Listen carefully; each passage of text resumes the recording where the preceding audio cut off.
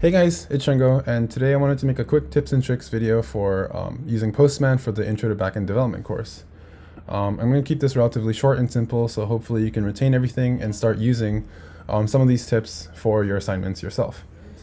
So the first thing on the agenda that I wanted to cover today are workspaces. Workspaces are a place where you can organize requests depending on the project you're working on. So the way it works is you would have one workspace per project, and these projects can range anywhere from personal projects, classes, internships, etc. And yeah, it's just a place to store all your requests for that specific project.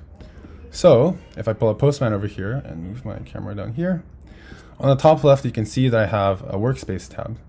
And if I dropped it down, you can see that I have workspaces for my classes, for internships, for personal projects, etc. And these are great because not only can you store all your requests in one place, you can actually share them with people. You can collaborate it on workspaces with people, and there's just a lot of features that you can do that are very convenient for working together. So just as a demonstration, I'm going to create a workspace, and let's call this Intro to Backend. Maybe I want to make a workspace for my backend course. And for the sake of demonstrating how to share it with people, I'm going to set the visibility to team. But obviously, if you want to work on it yourself, you can set it to personal. If you want to work it with everyone, I guess you can set it to public. So I'm going to create this workspace. And so now a workspace has been created. And on the top right, it says workspace settings. So here, I can invite people to work on this with me if I want to. And I can also delete the workspace. So that's the gist of workspaces. Just because this is just a dummy workspace, I'm going to get rid of it and show you a actual workspace. So this is the backend course workspace that I have. And this brings me to a second thing that I want to talk about, which are collections. So if you look on the left, I have these drop-down folder looking things, and these are like folders for all my requests.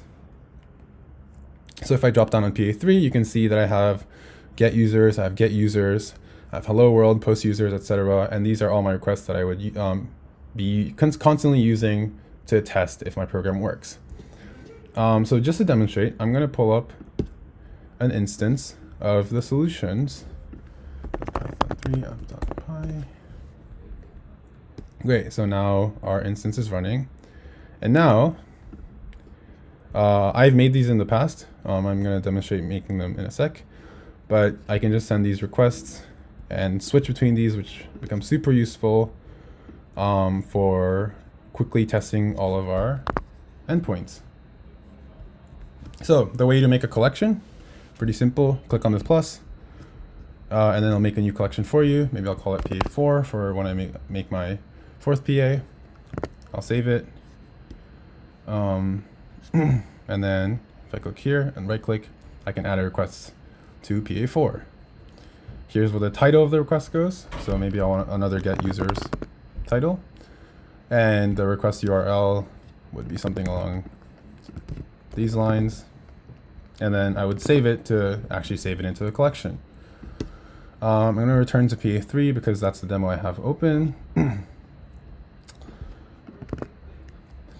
So another neat little trick that you can do, and this is not just exclusive to Postman, but for any kind of thing with tabs, is you can hit command and the number of the number tab to go to that tab. So if I hit command 1, I'll go to the first tab. If I hit command 2, I'll go to the second. And so this allows me to switch between tabs really, really easily. So if I have a get request here, a post request here, a delete, and then like maybe an update, that this command 1, 2, 3, 4 thing allows me to switch between this really, really easily and test all 4 endpoints really, really easily. So that's basically it for collections. You can switch between these, and this allows you to not have to rewrite the body, rewrite the endpoint every single time you want to test something, which is amazing. And the final thing I wanted to talk about, before I talk about that, you can actually export a collection as a JSON file. And let me just save this into my downloads. So what that just did is make a JSON file that contains all the information for our collection. This includes all the requests we have with all the bodies and all the endpoints. So now if you look at the assignment handout for each of these assignments that we have, we actually grant a point for submitting test collections. So this is a great way to get easy points. If you're testing it, you might as well just submit the endpoints that you've tested by making a collection, adding endpoints, adding requests to it, and then exporting it and submitting it. One more thing I wanted to mention is to always have this language section set to JSON. If it's set to auto, it'll default the format to whatever it thinks it should be defaulted to. So if I make a request, it will make it into an HTML format and I'd have to change to JSON. But if I have this set to JSON, the languages section set to JSON initially, it'll just default to this nice format, which is amazing. So, final thing I wanted to talk about is environment variables. These are like setting variables in Postman. So you would use environment variables for something like repeated values or for really annoying and long strings.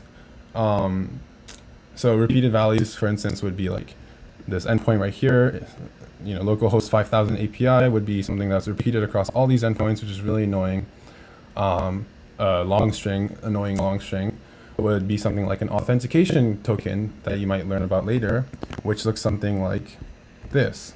You don't want to be typing all this out every time you want to make a call with it. So what you can do is go to this little I on the top right, and under globals you can add a variable. So let's call it localhost. And maybe I want to stop typing this whole thing every time. So I'll set it and I'll give it an initial value of that. I'll save it. And now my variable called localhost has the initial value of this.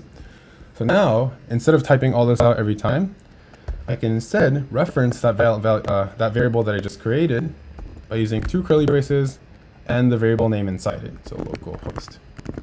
So let's see if we got the same result. Amazing, so we just did. So now if I wanted to make a request, I can just, let's say I want to make a request for deleting a user, delete user. Let's make it a delete method. And the request URL, instead of having me type in HTTP localhost blah, blah, blah, I can just reference that localhost variable and do as shown in the handout, which would be done here, API user ID.